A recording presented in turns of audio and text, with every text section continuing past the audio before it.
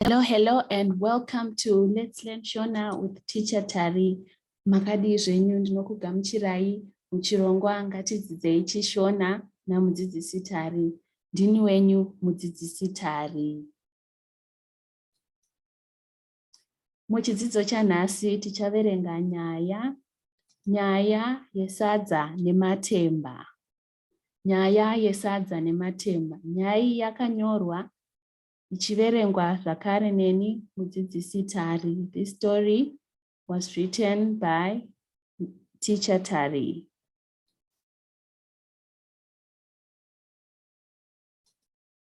Ngatitarisei mazwi ari munyaya. Let's look at the words that are in the story. The first word is Sadza. Vara rekutanga ratichatarisa ndi sadza. Sadza ivara rinovakwa nezvivakamazwi sa nadza. Sa anobva pana sa sesiso su. Dza anobva pana dza dzedzi dzodzu. Ngatitarisei rimwe vara riri munyaya.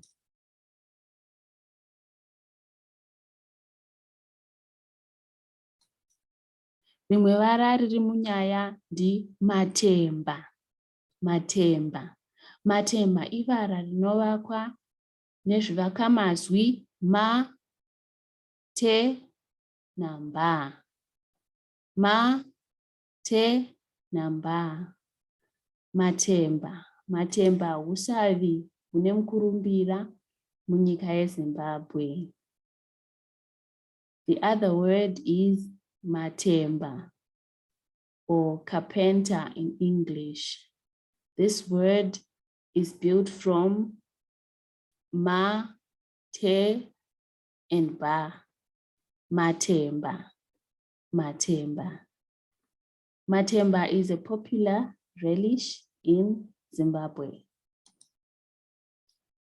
The next word is poto. Poto. The next word is poto. Rimwe vara riri munyaya ndi poto. Poto anobva pazvivakamazwi po na to. Poto. Poto. Poto is a pot.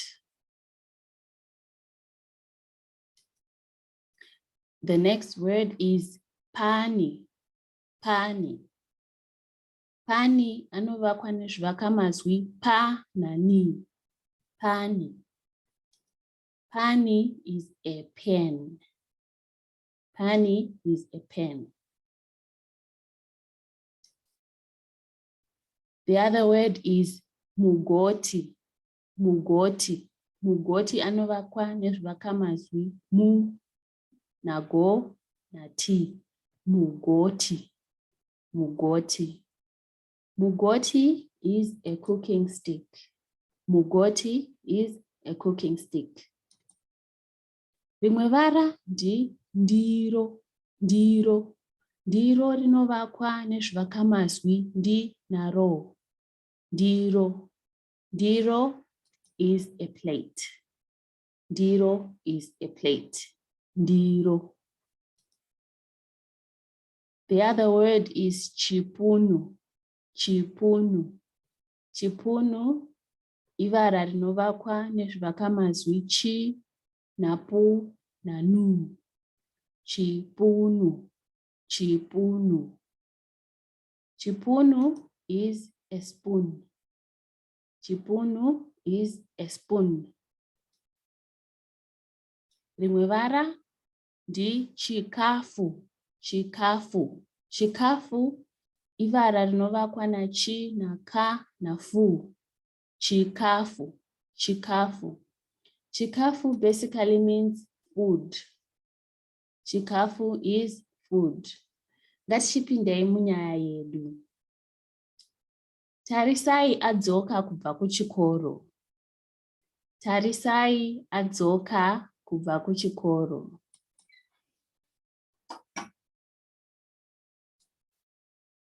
Amai vake vari muimba yekubikira. Amai vake vari muimba yekubikira. Tarisai ane nzara. Tarisai ane nzara.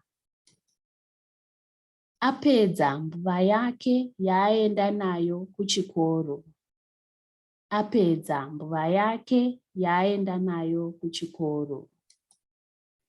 Tarisai ari kuda kudya chikafu chemasikati. Tarisai ari kuda kudya chikafu chemasikati. Amai vake vabika sadza nematemba. Amai vake vabika sadza nematemba.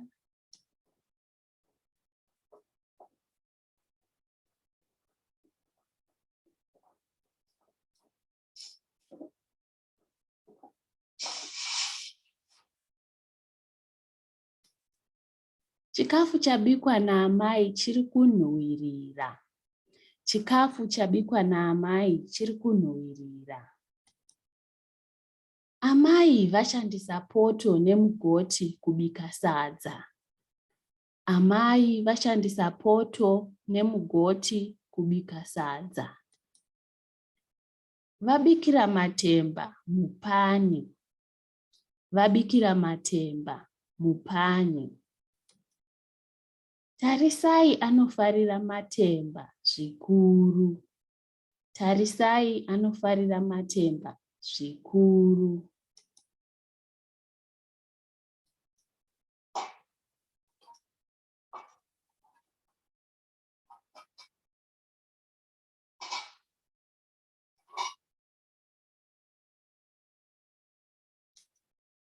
Amai vashandisa mugoti kupakura sadza mundiro. Amai vashandisa mugoti kupakura sadza mundiro. Vapakura matemba nechipunu chekupakurisa. Vapakura matemba nechipunu chekupakurisa. Tarisai ageza maoko ake nekukasika. Tarisai ageza maoko ake nekukasika.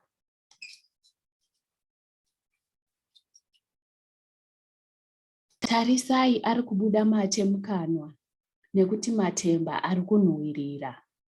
Tarisai ari kubuda mate mukanwa nekuti matemba ari kunhuhwirira. Amai vatarisai vari kunyemwerera. Amai vatarisai vari kunyemwerera.